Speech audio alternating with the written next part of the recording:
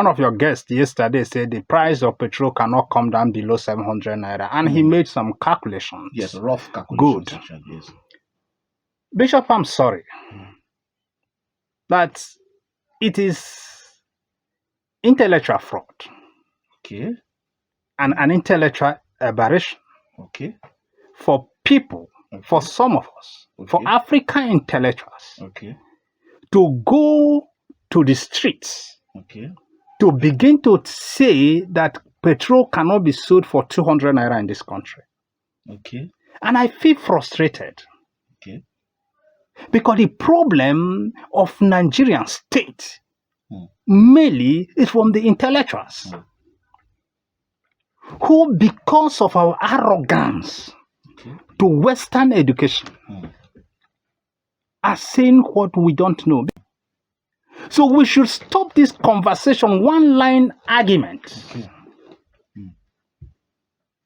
of international price. What do you mean international price? African states are yet to come out from the shackle or the grip of colonialism, which is now neo-colonialism, and is being fortified under the disguise of globalization. And you actually talk about foreign currency when countries are trading with each other in the Committee of Nations. You do not discuss trading with foreign currency in local commodity markets. And that's why I feel frustrated when the neoliberal fundamentalists, the market capitalist fundamentalists who collect money from the West to push fraudulent intellectual neoliberal conversation. And the challenges, therefore, is that the African states have refused to stand up for its people. And because of corruption, because of bad governance, and this is why, for some of us, African liberalization is purely intellectual battle.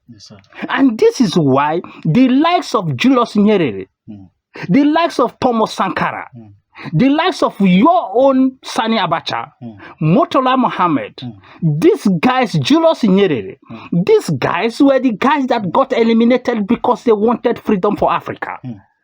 Muammar Gaddafi was eliminated because he needed the African commonness in African unity and African common currency, targeted towards eliminating foreign dominance and foreign determinism in African affairs. So people should stop going to the street to say that Nigerian cannot sell petrol below 200. And Section 20 of the CBN Act makes it an offense to trade within the local market with anything other than Naira. And you know what? Yes, sir. Why are we not having real conversation about liberating Africa? Why are we talking about all of a sudden, we suddenly realize who are the people that fix? You see, I feel frustrated because, the conversation about African liberalization should be domiciled within the context of indigenous knowledge and indigenous intellectual discourse. I agree with you, sir. I agree with you. People, you can't wake up and produce petrol in this country with the existence because there is what we call indigenous rights. The African Natural Resource Charter of 2010 gives the people the indigenous right to enjoy the natural resources deposits in their country. The current president of this country is the chairman of ECOWAS. The ECOWAS treaty faces out the imposition of international benchmark prices in local commodities. So when I listen to conversations, when I listen to economics, or listen to people who begin to tell people that we can't sell crude below international market price. I say, wait a minute. Who taught you? Where did you learn that from? Why are we outsourcing our development to the West? And so the reason ECOWAS exists is because of, they call it Economic Community of West African States. Yes, sir. It is not about unconstitutional change of government. ECOWAS exists for trade within Africa. And so Nigeria should be talking about regional pricing system, not international pricing system. When Thomas Sankara decided that the West should go to hell and he needs to fix Burkina Faso, he was killed, he was eliminated. When Murtala Mohammed said that Africa is the centerpiece of Nigerian foreign policy, what happened? You think Abacha was removed from office because he's a bad guy? That's not that. Is that what you think? You see, Africa, we should help African development. We should conversation around our growth and development should not be hinged based on international pricing and international manipulation, because we have laws, treaties. So Nigeria is a sovereign state.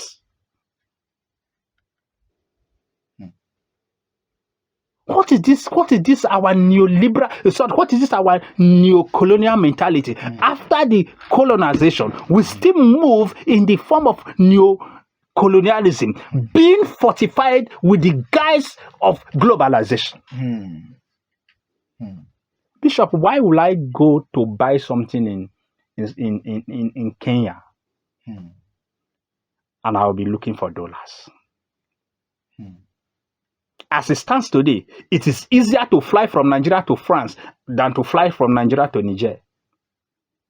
Please, I didn't get that clearly. Niger Republic? Yes. The same Niger Republic? Yes. If you want to go by plane, and I'm saying it on air. Wow. There are not even West African connecting flights. So I don't really understand why are we not even, why did the African leaders all of a sudden threw away the pursuit for African common currency? True, yeah. Why are we not discussing development? African leaders, because of our desire or for dominant foreign supremacy, and our desire for lack of political will, you begin to struggle with regional cooperation. Why will African leaders want to have discussion about Africa? They go to Dubai. Why will Africa? What's wrong with us? Why will you have conference about African development? You're going to US or you're going to UK to hold conversation about African development. Why will Nigerian, somebody is aspiring for Nigerian president, go to Chatham House to have a conversation about his policy and programs? When we have NIPS in Kuru, when we have better universities that we can go and engage the people, what's really wrong with us? And people who do this any moment they tell you according to international standard. Wait a minute. What is international standard? Who defines international standard? No, who defines international standard? What's really wrong with us? I feel very frustrated. I can imagine. When I listen to this intellectual going around telling people the price of petrol cannot be sold less than this because it's being controlled by international price benchmark. Who told you? What's the role of ECOWAS? What has happened to our sovereignty? Why should we outsource our sovereignty for the suffering of our people? Why should petrol lifted in Niger Delta should be pride? The people in Europe and North America be fixing the price? Why? What kind of balance of trade? Because there's what they call balance of trade. Go and study balance of trade, North-South dialogue. What is the place of balance of trade in this kind of behavior? Because even the argument about international benchmark is that it doesn't favor Africa because Africa suffers trade inequality. Yes, true. You're right, sir. You're right. Oh, no. Thank you so So much. my appeal is some of us who have opportunity to speak on radio station, television station, social media, who have a loud voice, should begin to have a conversation about African development, Nigerian development. We should stop this conversation about international standard. There's no international standard anywhere. So, you see, our arrogance, Oh my God. our arrogance for Western education should not allow us destroy Africa. So what I'm saying is that the conversation about African development and African growth, Nigerian growth, should be holistic. We should stop this international narrative, making it seem as if we don't have alternative of what to do.